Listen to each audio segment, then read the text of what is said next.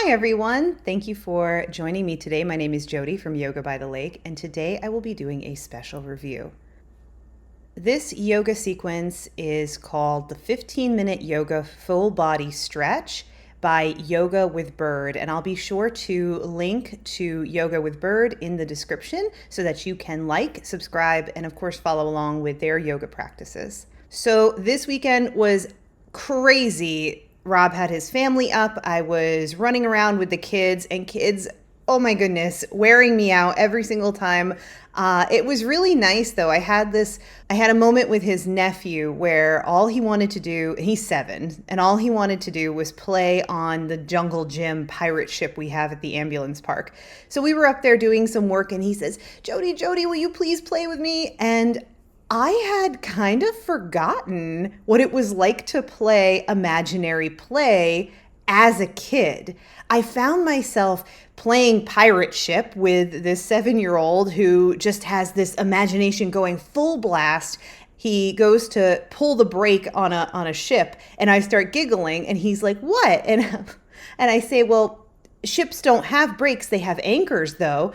And he goes, "Oh, okay." And he runs over and he puts the imaginary anchor in the water. And it was in that moment that I caught myself giggling at the idea of a brake on a ship, because trust me, on the lake here, we'd have no brakes. There's no brakes. You either have to drop an anchor or kind of paddle in a different direction.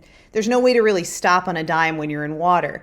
It was the idea of logic kind of coming into play that I, as a grown-up, hadn't experienced before, because now my world is a lot of logic. Okay, if I want to get to A, to B, to C, first of all, I have to think of the construct, what's everything kind of coming around it, and then dive into the project knowing not only limitations, but how physics works, and of course, like how logistics work. And that was a really pivotal moment in my weekend that sent me kind of spinning in this creative direction of, wait a second, am I really putting limitations on my creativity on a regular basis? Did this little child just show me that, wow, maybe I don't need to think that far in advance? And I know we do it as grown-ups because we have to stay organized and keep in mind all the different parts to make things keep flowing. But how much effort do we put into that on a regular basis before we even get to do the thing that's going to spark creativity or joy? So I arrived today up in the studio with this interesting mentality of just, I'm going to be this playful kid. And I looked around, and my studio is a solid, moderate mess. So my anxiety started racing. How am I going to get all this done before I start creating?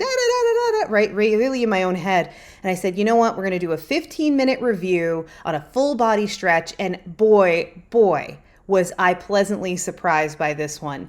So my modalities are gentle, restorative for recovery from life, recovery from stressing yourself out during workouts, right? That's what you're doing. You're stressing the body in a positive way to build muscle and, of course, cardiovascular health.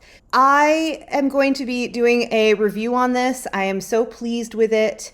It was really exactly what I needed, and we'll talk about that in the video. Welcome. This is a 15-minute yoga full body stretch. As always, feel free to skip any poses that don't feel right today, honoring the body, listening to the body.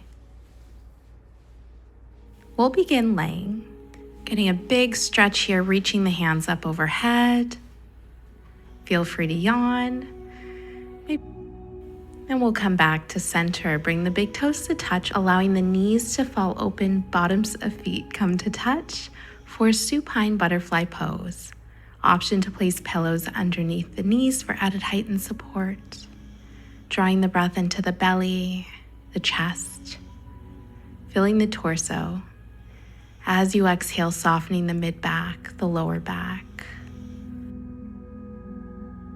Softening the inner thighs, the groin, the ankles, the feet, the toes.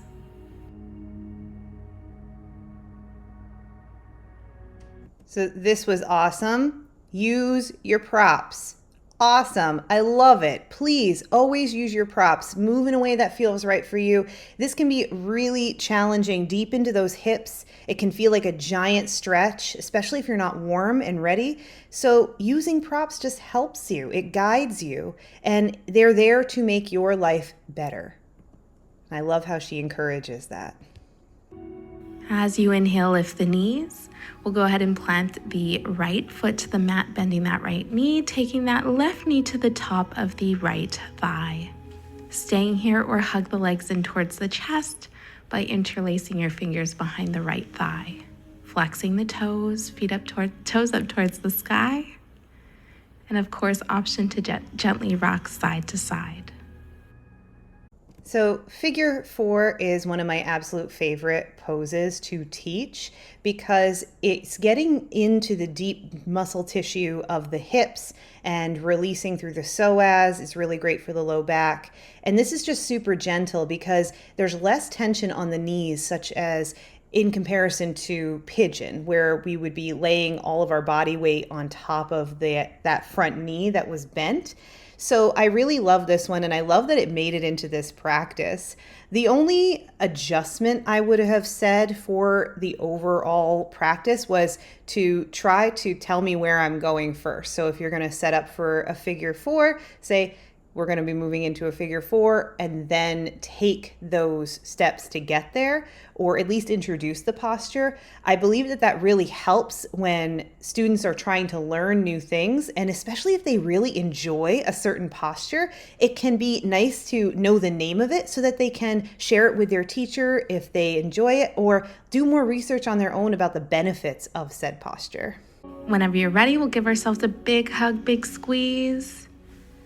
You can come up to a comfortable seat or just rock up gently, sitting up nice and tall, circling the neck, so feeling out all the clicks and ticks here. So it's so funny. She says clicks and ticks, and you can tell that that's how she associates with the sensation of what's kind of going on in the neck. If you've ever rolled your neck gently, you definitely feel sensations. I say snap, crackle, pop. It's just really funny how different teachers have different ways of explaining things that are authentic to them. So I liked this because she was really into that. She kept saying ticks and clicks the whole time that we were moving through and examining that sensation. So that was lovely.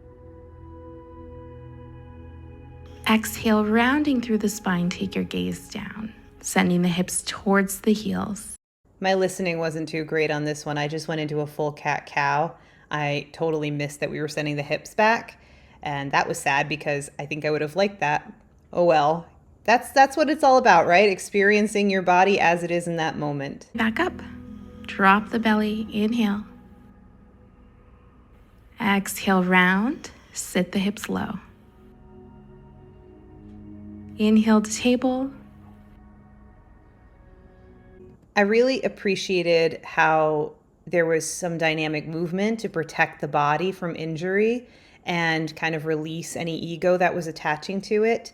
And she really does a great job throughout the entire practice of continuing to say, listen to your body, modify as you need to, especially as we move into more of a flow.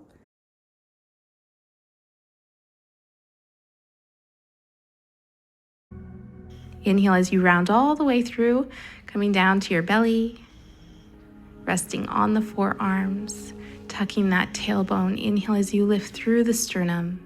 I had never practiced this posture in Sphinx pose with a rotating neck. It was really interesting. I'm so glad that I found this video and that she added that in there. It might be a nice way of keeping this particular posture dynamic, and it's something that I might bring in for my students to practice as well. Out here, bending one knee, bend the other. Option, of course, to skip any poses that don't feel right. So I know a lot of you don't like down dog. Feel free to skip it. No rules here. Meet us wherever you need to.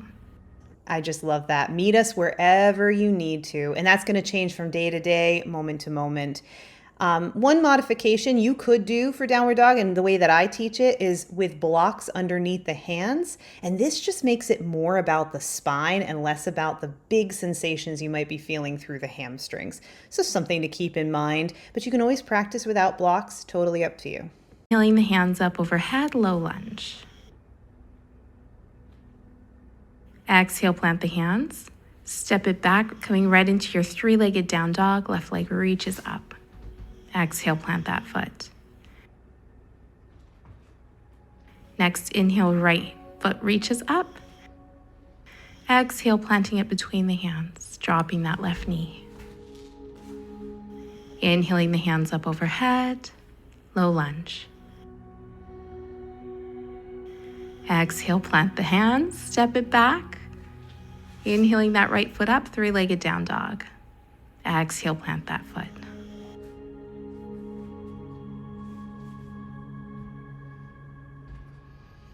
Perfect. Plant the knees, sending the hips towards the heels.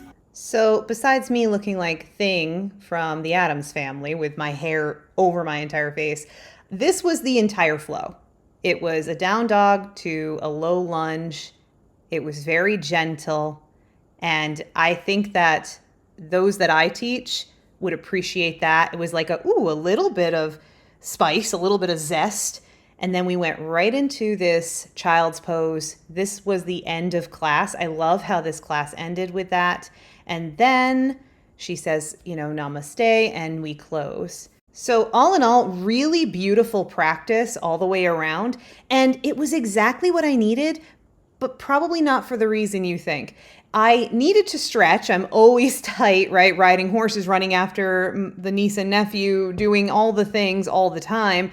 However, I needed to shut my brain down this morning, right? I actually needed to turn my brain down. And I did that through this practice by slowing the movement, tapping into the breath, and of course, moving really slowly. If this had been a high intensity kind of workout, maybe after about 45 minutes, I would have been so tired I couldn't think straight. It was just one of those really nice practices that came out of the woodwork just in the right time. And I think that that's really true. When you're ready for the teacher appears, right? And so that was really nice. Please check out Yoga with Bird, like her video and subscribe. I'm going to link it down below, like I said. I think my students would really appreciate this type of practice. I think it's something that they would enjoy doing. And the only other comment I really have is there was no pranayama or breath work. However, I understand it's 15 minutes. It would have been nice to see how the breath work would have incorporated into these postures. When we're laying supine, maybe there was some diaphragmatic breathing that could have happened. I do believe that pranayama is really important. I spend quite a bit of time with it because it's one of those tools that just helps to regulate the nervous system, which is really important when we're taking care of others so that we can take care of ourselves and make sure that we can do all the things we love to do. Now, with that being said, you can always add pranayama to your yoga practice no matter what. So you're not locked into doing everything the teacher says. Just like the teacher said in this video, take what you like, leave what you don't, and make it your own practice. Really arrive to the mat with that idea. So I want to say thank you so much for watching. This was a fantastic review. Beautiful. Chef's kiss. Gorgeous. Loved it. And I will be back with some more reviews. Please like this video and subscribe to my channel for more reviews and yoga. I'd love to see what you're interested in. So if you want to share with me a different yoga teacher or channel to check out, I'd love to hear from you. Please leave me a comment down below. Thank you so much for watching. Have a warm and wonderful rest of your day.